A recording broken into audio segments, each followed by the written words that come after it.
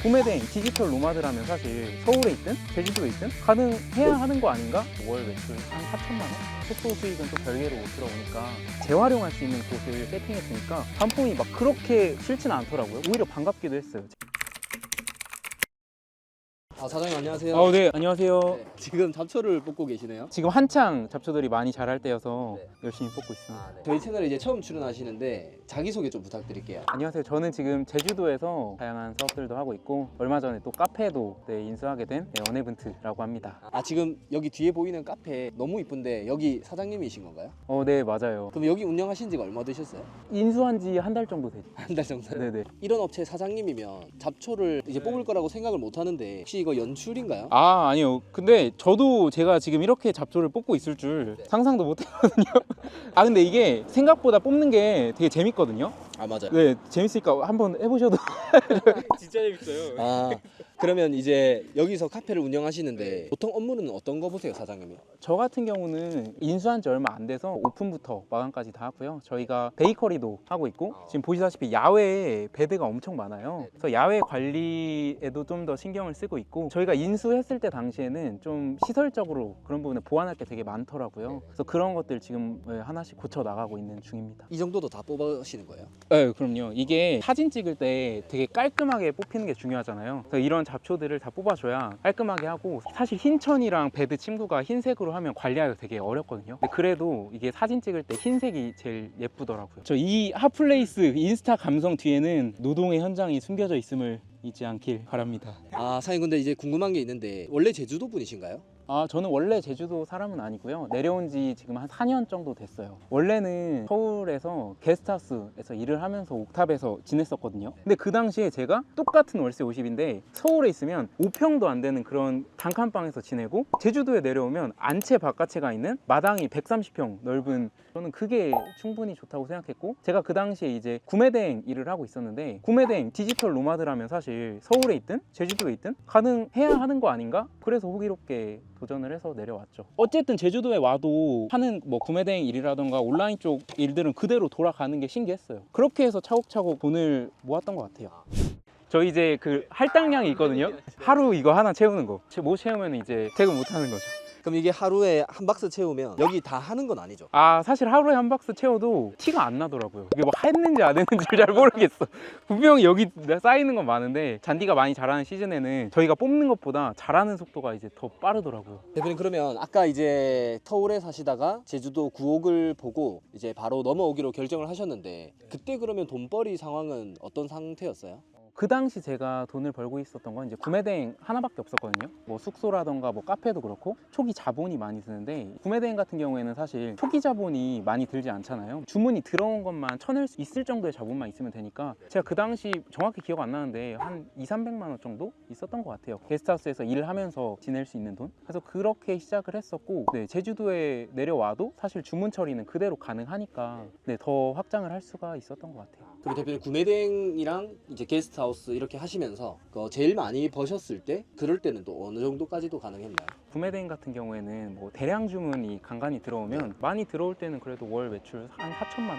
그리고 운영하는 숙소 수익은 또 별개로 들어오니까 좋을 땐 되게 좋았죠. 대표님 그러면 이제 구매대행이라는 게 그 제주도 가서도 할 수 있다 뭐 이렇게 얘기를 하셨는데 그 구매대행에 대해서 모르는 분도 계시는데 간략하게 구매대행이 어떤 프로세스인가요? 이미 다 아시겠지만 말씀드려보면 중국에 있는 물건들을 소싱해서 제가 업로드를 하잖아요. 그럼 이제 국내에 있는 판매자들이 그걸 주문을 하면 제 입장에서는 이거를 재고를 두고 이제 전달드리는 게 아니라 중국에 있는 소싱처에서 제가 구매를 해서 배송 대행지를 통해서 그 물건이 저를 거치지 않고 바로 국내 주문자에게 가도록 하는 시스템이기 때문에 제가 재고 관리를 하지 않아도 된다는 그런 장점이 있죠. 그러면 제주도에서 하셨을 때 특별히 어렵거나 그런 건 없으셨어요? 제주도에서 했을 때 특별히 어렵다기보다 저는 이 상황을 어떻게든 좋게 만들어야 되는 사람이었기 때문에 저는 이제 제주도에서 숙소를 하잖아요. 그래서 숙소에 인테리어가 많이 필요한데 인테리어 할 돈이 없는 거예요. 그래서 구매대행 이제 제가 주로 소싱한 게 가구랑 인테리어 소품 쪽이었거든요. 그래서 구매대행을 하다 보면 반품건들이 많이 받잖아요. 그래서 이런 것들을 처리하기가 조금 쉽지 않았었는데 그런 것들을 제가 운영하는 숙소에 배치하기 시작한 거죠. 어떻게 보면 이게 리스크 해칭 개념인 거죠. 반품이 들어오면 그냥 내가 구매대행 셀러 입장에서만 생각하면 그냥 안 좋은 이슈인데 내가 이거를 재활용할 수 있는 있는 곳을 세팅해 두니까 반품이 막 그렇게 싫지는 않더라고요. 오히려 반갑기도 했어요. 왜냐면 주기적으로 반품이 들어오는 물건들은 그렇게 교체를 하니까. 그래서 항상 좋은 컨디션을 유지할 수 있는 또 다른 이유인 것 같기도 해요. 저는 그렇게 좋게 생각하고 있습니다.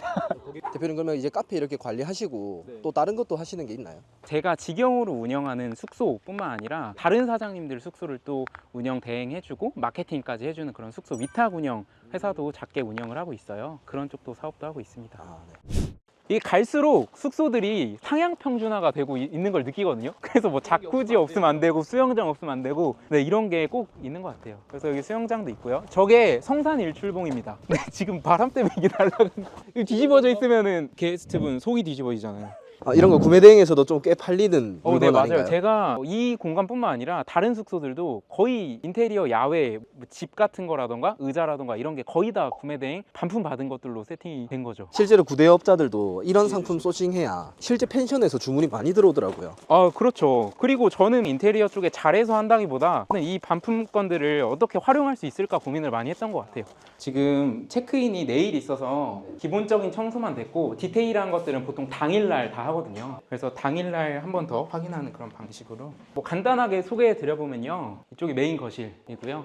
여기는 진상이라면 거의 어느 경우가 있었나요? 기억나는 진상손님은 저희가 키즈룸이 있거든요. 근데 키즈룸이면 아기들이 이제 노는 그렇죠. 거잖아요. 근데 거기 있는 이제 장난감들을 어른들이 그 성인 모델 옷을 입고 그 장난감을 가지고 막 찍고 그 사진을 동화책 사이에 꽂아놓고 가시더라고요. 이 정도는 돼야 진상손님이지 않을까. 그래서 생각지 못한 네, 이거를 이제 저희는 꼼꼼하게 체크를 하니까 이걸 발견을 했는데, 만약에 이게 다음 손님이 이제 봤는데 이 애기 장난감을 그렇게 쓴단 말이야? 이러면은 이제 쉽지 않은 일이 발생하는 거죠. 그래서 막 그날 이제 모든 책 막 다 보고 막 잡지 막 이런 거 다 보고 그랬죠. 여기가 이제 메인 침실. 뷰가 좋죠. 와, 너무 좋네요, 네. 진짜. 그리고 이쪽에 아까 보셨던 야외 온수풀이 있고요. 보고 예약하고 싶다라는 생각이 드는데 보통 예약하려면 어디 들어가서 하나요? 다 가능해요. 네이버에도 있고요. 인스타그램으로 문의 주셔도 좋고, 그리고 에어비앤비 플랫폼에도 있는데 뭐이 영상을 보고 오신 분들 말씀해 주시면은 제가 최저가로 안내해 드릴 수 있도록 하겠습니다. 인스타 언헤븐트입니다.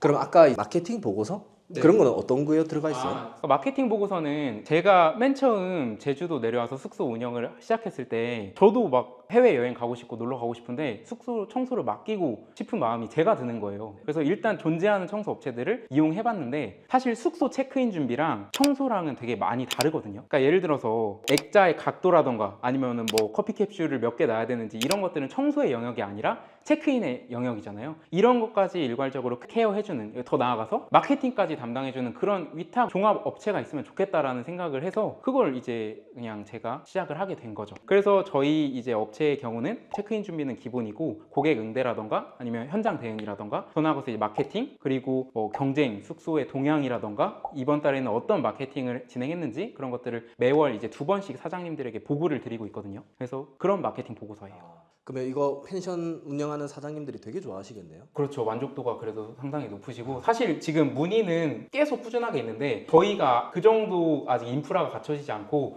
규모가 아직은 크지 않다 보니까 네네. 그래서 죄송하게도 감당 가능한 선에서만 열심히 운영하고 있습니다. 카페를 오픈을 했는데 저희가 가져갈 수 있는 경쟁력이 조금이라도 뭐가 있을까 고민하다가 운영하는 숙소 체크인 준비할 때 아예 이런 식으로 쿠폰 배치를 하니까 이걸 통해서 찾아와 주시는 분들이 그래도 꽤 계시더라고요. 이거 하나는 디저트 5,000원 이용권이고요. 그리고 하나는 모든 음료 중 한 잔 무료 제공, 이렇게 쿠폰을 2장씩 드리고 있어요. 어떻게 보면 사장님은 구매 대행을 하고 그 다음에는 임대 사업으로 넘어갔잖아요. 그 경로를 좀 듣고 싶어요. 일단 구매 대행 열심히 했을 때는 월 4,000 정도까지 수익이 났었고요. 그리고 그거 현상 유지는 꽤 했었던 것 같아요. 근데 어찌됐든 이 매출을 유지를 하려면 끊임없이 그 소싱도 해야 되고 새로 사입도 고려해봐야 되고 여기에 들어가는 인풋이 끊임없이 계속 들더라고요. 그래서 직원을 뽑기 시작했고 이제 주문 처리라던가 기본적인 프로세스는 위임을 한 거죠. 그래서 그렇게 구매 대행으로 시드를 조금씩 모아가다가 부동산 투자를 이제 해봐야겠다 본격적으로 시작을 했고, 어차피 부동산 투자를 할 거면은 조급하다고 팔지 않고 진짜 타이밍이 맞을 때 파는 그 타이밍이 중요한 건데, 그러려면 이 공간 자체에서의 현금 흐름이 나와주면 좋겠다라고 생각을 했거든요. 그래서 이거를 또 숙소랑 연관을 지었고, 이제 혼자서 1박 단위로 받는 거는 관리해야 될 게 그만큼 많고, 쉽게 말해서 한 달 운영하는 숙소랑 1박씩 30번 운영하는 숙소랑 수익은 이게 훨씬 높거든요. 근데 한 달 살기 숙소 같은 경우에는 뭐 간단히 말하면 청소를 한 달에 한 번만 하면 되니까. 그러니까 투자자의 관점에서는 이런 한 달 살기 숙소를 운영을 하고 확장을 하기가 더 전략적이라고 생각을 했던 거죠. 되게 어떻게 보면 단기 수익보다는 시간 같은 네, 거 더 맞아요. 중요시 하신다는 거죠. 맞아요. 그러면 과거로 돌아가서 구매 대행을 했을 때 또 장단점은 또 어떤 게 있으셨던 것 같아요? 구매 대행 같은 경우는 어떤 일을 하든 병행하기에 되게 좋은 체제잖아요. 숙소라던가 카페는 돈 진짜 많이 들어가거든요, 초반에. 구매 대행으로 시드를 마련하지 않았으면 애초에 할 수가 없었죠. 근데 구매 대행 자체는 사실 시드가 크지 않아도 시작을 할 수가 있는 거고, 내가 본업이 있으면 저는 그 본업과 연계 짓는 방식으로 할 것 같아요. 저 애초에 소싱을 할 때도 연계를 지을 수 있는 제품이 무엇일까? 어떤 제품을 효율적으로 재고 관리도 할 수 있고 할 수 있을까? 내가 만약에 뭐 미용사라고 하면은 미용 용품들을 소싱을 할 수가 있는 거고, 애견 관련된 일을 한다라고 하면 애견 관련된 용품들을 애초에 구매 대행으로 소싱하면 더 효율이 좋다고 생각을 해요. 그래서 저는 개인적으로 막 퇴사하고 저 이제 구매 대행 올인해 보려고요. 저 이제 밤새서 진짜 미친 듯이 해보겠습니다. 이런 분들이 조금 더 염려되고요. 그냥 본업 하면서 이것과 좀 시너지를 낼 수 있는 방식으로 조금씩 시도해 보는 그런 방식이 더 효율적이라고 생각해요. 이제 구매 대행을 하면서 그럼 연관시켜서 제주도 숙소 한 채를 매입해서 공사하고 이런 걸 하고 싶은데 그 대략적인 금액이나 이런 것도 좀 궁금해요. 워낙 천차만별이어서 1억대부터 저는 시작을 하고 있고요. 비싼 거는 10억도 넘게 있죠. 네, 그래서 1억대 같은 경우는 세금적인 부분에서 장점이 많아요. 취득세라던가 양도세에서 주택수 포함 안 되는 그런 혜택이 있기 때문에, 그래서 저는 소형 저가주택들을 개인적으로 선호하거든요. 확장하기도 무리가 없고 한 달 살기 숙소로 돌려도 충분한 현금 흐름과 투자를 동시에 할 수 있으니까. 그래서 저는 소형 저가주택을 선호하고, 제가 실제로 고쳤던 비용은 4천만 원 정도 들었던 것 같아요. 참 다시 이제 카페로 복귀하셨네요. 네, 이제 업무 보고 중간중간 바쁠 때 카페 도와주고, 카페 한가해지면 이제 숙소 이제 업무를 보고, 이렇게 멀티맨이죠. 지금 사장님 어쨌든 구매 대행 하신 지도 오래되신 거세요? 네, 구매대행 거의 제주도 내려오기 전부터 했으니까 네. 뭐 횟수로 따지면 5년 차 된 것 같아요. 그러면 어쨌든 제일 처음 하신 게 구매 대행을 통해서 자영업으로 돈을 이제 버신 건데, 그 매출 제로부터 4천까지 올라갔을 때 어떤 특별한 소싱법이나 그런 포인트 같은 게 있으셨을까요? 그냥 제가 했던 방법을 말씀드리면, 저는 뭐 소싱에 대한 그 감각이 없었어요. 중요한 건 그 감각이 없음을 인정하고 시작했다는 것 같아요. 내가 어떤 걸 팔아야 될지 모르니까 이것도 될까 저것도 될까 그냥 고민하지 않고 내가 올릴 수 있는 그냥 모든 물건을 다 올렸던 것 같아요. 처음에는 제가 그냥 완전 자파몰이었죠. 이제 거기서 유의미한 반응들이 있는 제품들이 있잖아요. 꼭 유의미하다는 게 판매까지 아니더라도 뭐 찌마기, 장바구니, 무늬가 많은 그런 제품들을 필터링한 거죠. 그럼 그 제품들이랑 유사한 제품들을 다시 또 업로드를 했어요. 그래서 이 과정을 그냥 끊임없이 초반에는 밤 새고 뭐 잠 줄이고 그렇게 했던 것 같아요. 그러다 보니까 내 샵 자체의 데이터만으로 그 다음 뭘 올려야 될지 데이터가 나오니까, 그렇게 하니까 조금 더 편해졌고, 그러다가 이제 잘 팔리는 것 쪽으로 집중을 하게 되니까 이제 가구랑 인테리어, 소품 쪽으로 좀 좁혀진 것 같아요. 그러면 가구 인테리어 중에서도 우리가 그냥 일상에서 보이는 가구를 하는 건지, 네. 아니면 그 가구 안에서도 어떤 상품 소싱할 때 고르시는 팁 같은 게 있나요? 일단은 일상에서 보이는 것보다 좀 참신하고 이거 어디서 못 봤는데? 라고 하는 거 보면 좋겠죠. 저 같은 경우는 얼마 전까지 제일 많이 팔았던 거 하나 말씀드리면, 그 레진 테이블 되게 많이 팔았었거든요. 원목 테이블인데 그 레진 에폭시 같은 거 부어서 막 바다 모양이 나오는 그런 테이블? 네, 그런 게 되게 특이하잖아요. 그리고 여기서 쭉 그분이랑 거래를 많이 하다 보니까 그분이 이제 디테일한 마감을 선택할 수 있게 옵션도 제공해 주셨거든요. 예를 들어 모서리를 마감으로 라운딩 해줄 수도 있겠다, 아니면은 다리를 철제 아니면 원목으로 해주겠다. 이렇게 갈수록 협업 관계가 좋아지니까 더 고객 만족도는 높아지는 거죠. 그렇게 한 분, 두 분 좋은 관계를 유지하는 판매자분이 늘어나다 보니까 샵 자체의 효율성을 그렇게 늘렸던 것 같아요. 가구를 하더라도 그냥 평범한 가구보다는 자 이런 여기 보이는 업장에서 쓸만한 그렇죠. 지금 보이는 이 위에 있는 이런 것도 다 중국에서 구매된 제품들이거든요. 그리고 아까 그 숙소에 있던 것들도 그 이런 집 같은 거 있었잖아요. 직전 숙소, 이런 것들도 다 구매된 제품이고, 그리고 저 같은 경우는 그 애견 동반 운영하는 숙소는 이제 애견 울타리, 이런 것들도 다 구매된 제품으로 하고 있습니다. 사장님, 그러면 마지막으로 저희 구독자분들에게 하실 말씀이 있다면? 어떤 도전을 하든 처음에는 다 쉽지 않은 것 같아요. 근데 중요한 거는 기본적으로 꾸준한 게 제일 중요한 것 같고요. 그리고 내가 도전을 하면서 부딪히는 그런 뭐 실패를 경험할 수도 있고 뭐 시행착오를 경험할 수도 있고, 그 와중에도 내가 어떤 걸 잘못했는지 인정을 하고 개선해 나가려는 그 노력이 제일 중요한 것 같고요. 그리고 무엇보다 중요한 건 시간 되실 때 카페 한번 놀러 주시는 게 가장 중요하지 않을까. 알겠습니다. 저희 채널에서 오면 커피 한 잔 주신다. 아, 그럼요. 이 채널 보고 오신 분들에게는 음료 종류 상관없이 그 째째하게 아메리카노 한 잔 이런 거 아니에요. 그냥 모든 음료 상관없습니다. 에이드 뭐 라떼 다 가능하고요. 그렇습니다. 감사합니다. 네, 감사합니다. 네.